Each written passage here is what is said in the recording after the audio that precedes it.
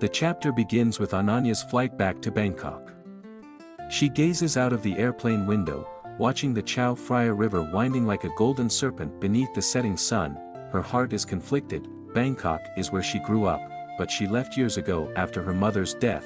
Upon arriving at Suvarnabhumi Airport, Ananya feels slightly estranged from the city, which is now more modern and crowded.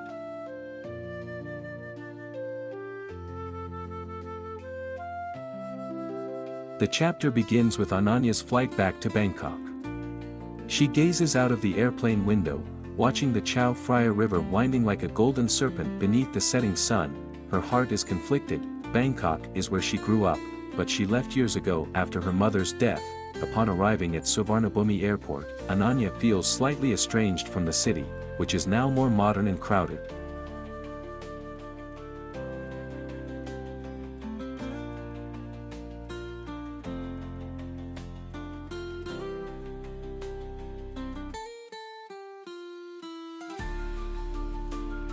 During dinner at the guest house, Kunlek shares stories about the history of the Chao Phraya River, describing how it was once the lifeline of the city in a place filled with legends. She mentions certain water spirits often spoken of in folklore but hesitates before naming Mae Chamfu. When Ananya asks, Kunlek simply smiles and says, "You will find out soon enough."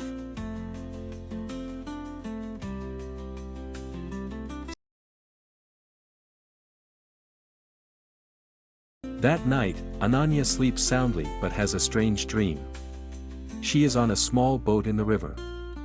The water is dark, and the wind carries the sound of crying, calling her name. In the dream, she sees a woman dressed in traditional Thai attire standing on the water, gazing at her with sorrowful eyes. Before Ananya can ask anything, the woman vanishes into the mist, and she wakes up drenched in cold sweat.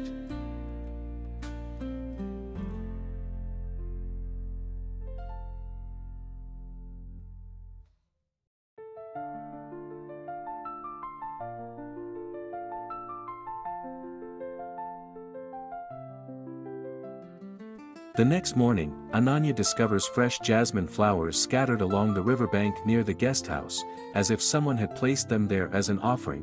She asks Kunlek about the flowers, but the old woman merely says, "There are spirits dwelling in this river.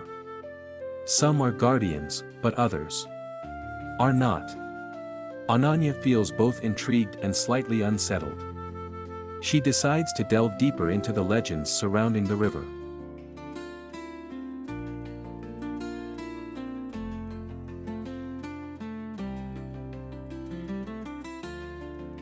The chapter ends with Ananya holding an antique ring she finds in a drawer at the guest house. The ring appears ordinary, but its engraving resembles an ancient symbol she once saw in a history book. She has no idea that this ring will be the key to uncovering the mystery of the Chao Phraya River.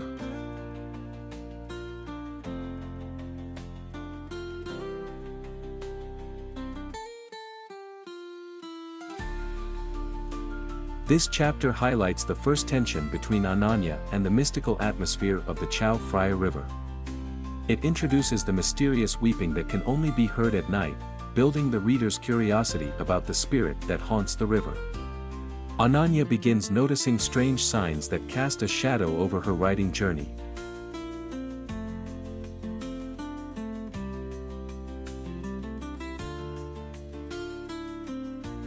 Ananya wakes up early and takes a stroll through the floating market near the guest house. She admires the daily riverside scene, vendors calling out to sell tropical fruits, boats laden with lotus flowers, and the tantalizing aroma of tom yum filling the air. She tries to blend in with the locals, hoping to gather information about the stories surrounding the Chao Phraya River. However, whenever she asks about spirits or the weeping heard by the river, the locals appear uncomfortable and avoid the topic.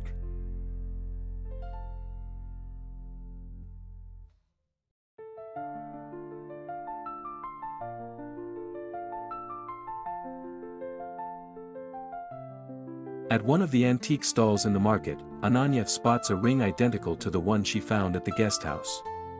The antique seller looks uneasy when she asks about it. "That ring belonged to a woman who died in the river," he says in a hushed voice. "She will not rest until she gets what she desires."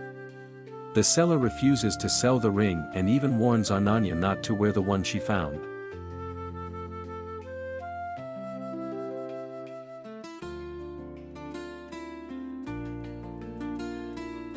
That night, while Ananya is riding on the guesthouse balcony, she hears a distant but distinct sound of weeping coming from the river.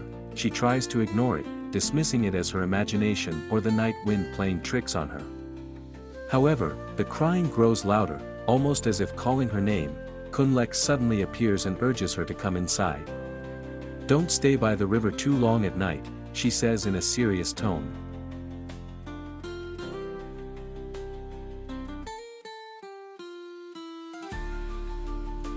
The sound of crying continues to haunt Ananya throughout the night. Even as she tries to calm herself, an eerie sense of unease creeps into her mind. In the silence of the night, she recalls the strange dream she had the night before. She begins to wonder if the voice is connected to the woman she saw in her dream.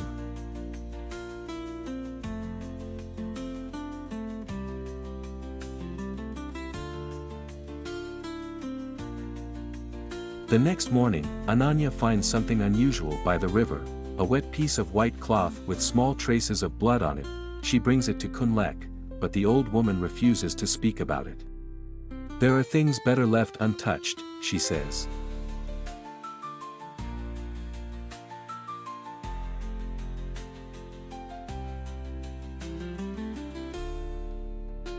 At the floating market, an old fisherman finally shares the first tale of Mei Chamfu.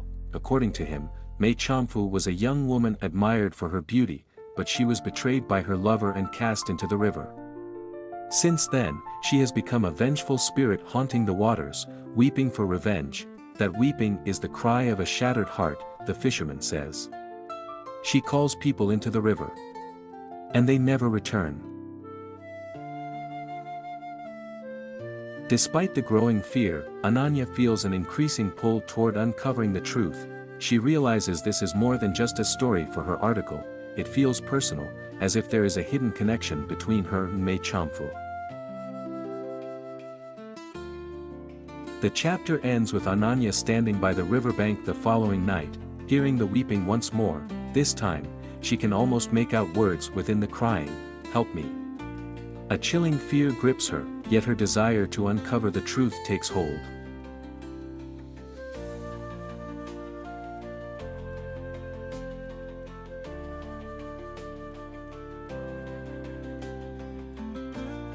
Ananya decides to search for more information about Mei Chamfu at an old library in Bangkok, known for its extensive collection of historical manuscripts. At the library, she meets a librarian named Kun Wairat, who seems to know something about the legend but is hesitant to share details.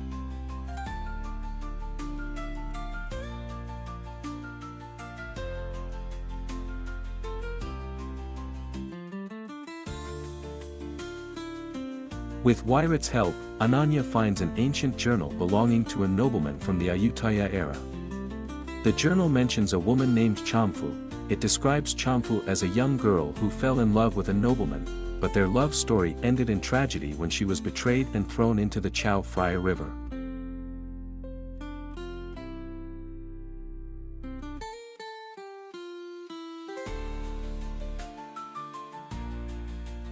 The journal also mentions a ring given to Chamfu by her lover as a symbol of their love.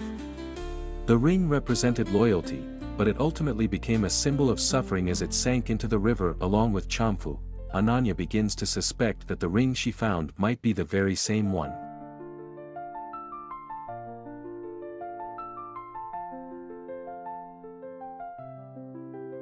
While in the library, Ananya feels a sudden chill brush against her, despite all the windows being tightly shut. As she turns to the last page of the journal, she hears a soft but eerie whisper calling her name. Panicked, she rushes out of the library with her heart pounding.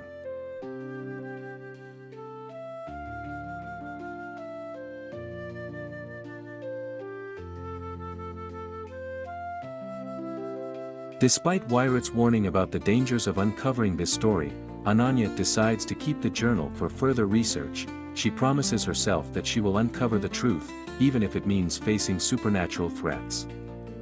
Ananya returns to the guest house and places the journal beside the antique ring. That night, she dreams of Mai Champu again. This time, the spirit is closer, almost touching her hand before whispering, "Don't let them forget me."